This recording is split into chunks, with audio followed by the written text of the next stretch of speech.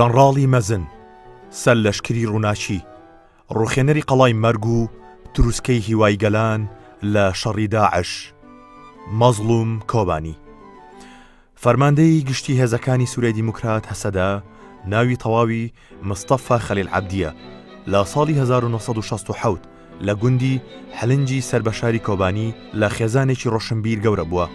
باوکی دکتۆر خەلیل پزیشکی گشتیە و بە کرمانجی شعری نووسیوە و فەرهەنگێکی کوردیشی هەیە. مەزڵوم عەبدی خوێندنی سەرەتایی و ناوەندی لە کۆبانی و ئامادەی بەشی زانستی لە حەلەب تەواو کردو و هەر لە ساڵی 1986 لە زانکۆی شاری حەلەب کۆلێژی ئەندازیاری تەلارسازی خوێندووە و بە پلەی نایاب دەرچووە.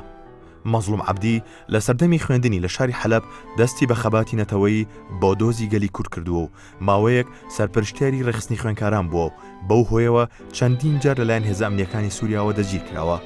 بەڵام ئەوە ڕێگر نەبووە لە بەردەوامیدانی بە خەبات و کارکردن لە ناو بزوتنەوەی سیاسی و ڕزگاری خوازی گەلی کورد لە پێناو کوردستانێکی ئازاددا.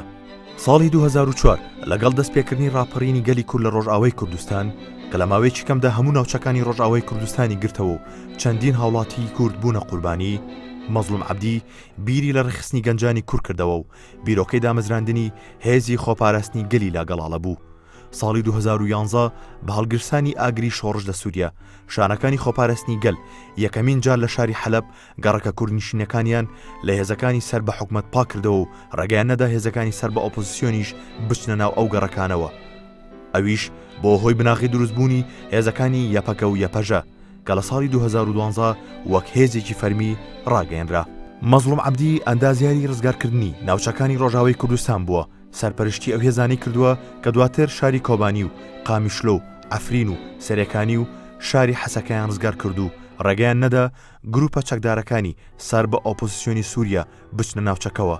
هەروەها یەپەگا ڕۆڵی گەورەی هەبوو لە ڕزگارکردنی خەڵکی شنگال و شەڕی ڕزگارکردنی کۆبانێ لە دەستی تیرۆریستانی داعش.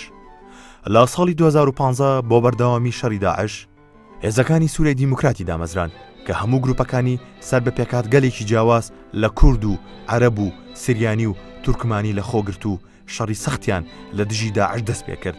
تەنانەت شاری ڕەقەی پایتەختی داعش و هەموو ڕۆژهەڵاتی فراتیان ڕزگار کرد و لە 23 ئازاری ساڵی 2019 مەزڵوم عەبدی سەرکەوتنی تەواوی بەسەر داعشدا لە سووریا ڕاگەیاند. مەزڵوم عەبدی بە سیاسەتی حەکیمانە و ئازایەتی و لەسەرخۆیی توانی هەفسەنگی نێوان زلهێزەکان ڕاگرێ و خەڵکی ناوچەکە بپارێزێ و ناوی بکەوێتە سەرزاری گەلانی دنیا و سەرۆکی گەورە وڵاتان و هەمووان بە چاوی ڕێزەوە مامەڵی لەگەڵدا بکەن. تەنانەت دۆناڵد ترامپی سەرۆکی ئەمریکاش بە جەنڕاڵی کورد ناوی دەبات. ئێستاش ناوی مەزڵوم کۆبانێ بە ئاژوکردنی ڕێکەوتنەی لەگەڵ دەسەڵاتی نوێی سووریا لە دیمەشق بۆ تەماشێتی میدیا جیهانیەکان.